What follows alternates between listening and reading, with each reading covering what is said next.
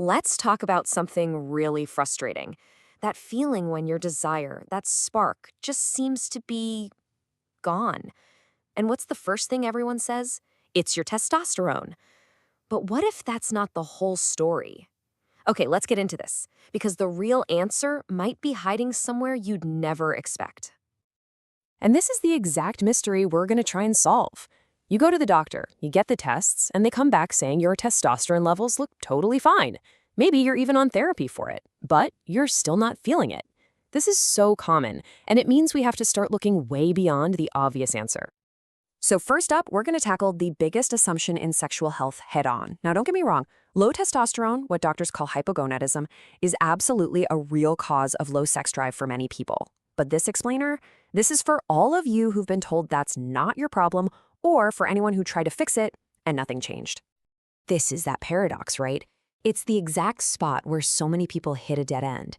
And it just proves that our libido is part of a much, much bigger and more complicated system in our bodies. So if testosterone isn't the only bad guy here, what is? Well, it's time for us to become detectives for our own health. All right, so where does our investigation begin? Well, we're going to start by looking inward. Because a lot of the time, the biggest things getting in the way of a healthy sex drive aren't from the outside world at all. They're being created right inside our own bodies and minds. You know, there is a direct, hardwired connection between our mental state and our physical desire. I mean, think about it. When you're under chronic stress, your body is just flooded with cortisol. That's your fight or flight hormone.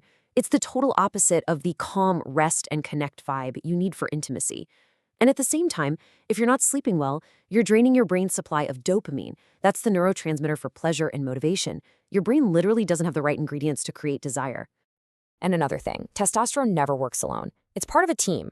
Let's meet two other major players in this story. First, prolactin. When it's too high, it can seriously hit the brakes on your libido.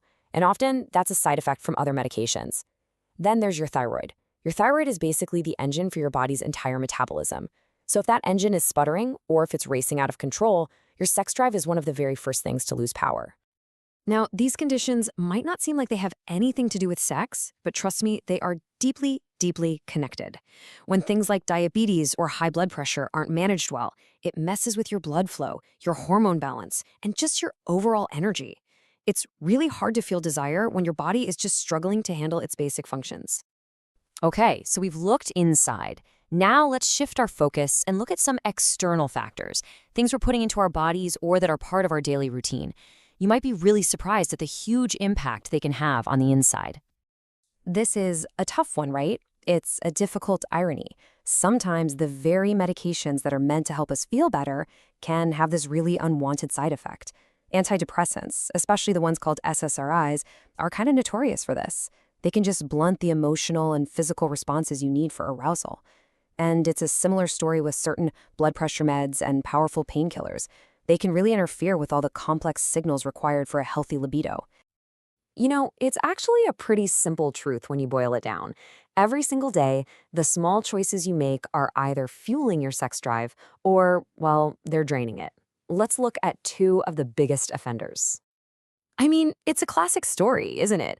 A drink might lower your inhibitions for a bit, sure, but alcohol is a depressant.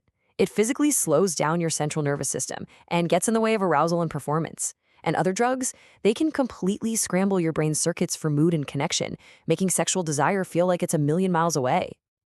Okay, so we've spent all this time talking about all the reasons besides low testosterone, but what if it is the problem?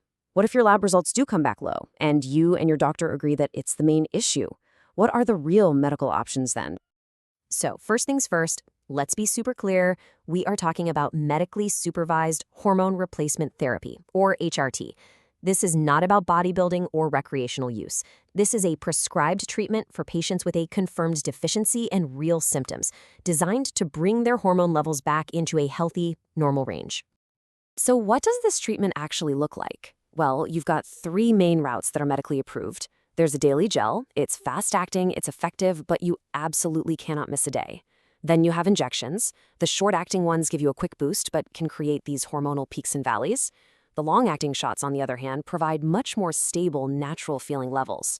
And finally, there are implants, or chips, which are super convenient but usually come with a higher price tag. Now, This next part is a crucial warning.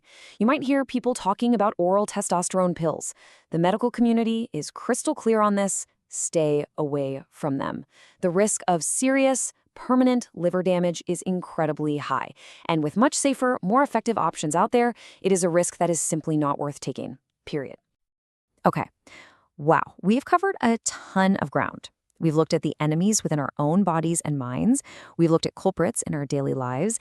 And we even talked about what to do if testosterone really is the problem. So now, let's pull it all together. This right here is the biggest takeaway. I want you to think of your libido not as some on-off switch, but more like an indicator light on the dashboard of your car. It's reflecting your overall health. Your mind, your body, your lifestyle, they're all connected. And testosterone? Yeah, it's an important gauge on that dashboard for sure, but it is not the whole engine. Because at the end of the day, a single number on a piece of paper can never, ever tell the whole story of who you are. The real understanding and the solutions that actually work come from looking at the complete picture of your health. And that brings us to the final question. And this one is just for you to think about. Looking at this whole health puzzle, what's the one piece that maybe you've been overlooking? Is it your sleep, your stress levels, a medication you're taking? Just thinking about that could be the first step to finally finding your answer.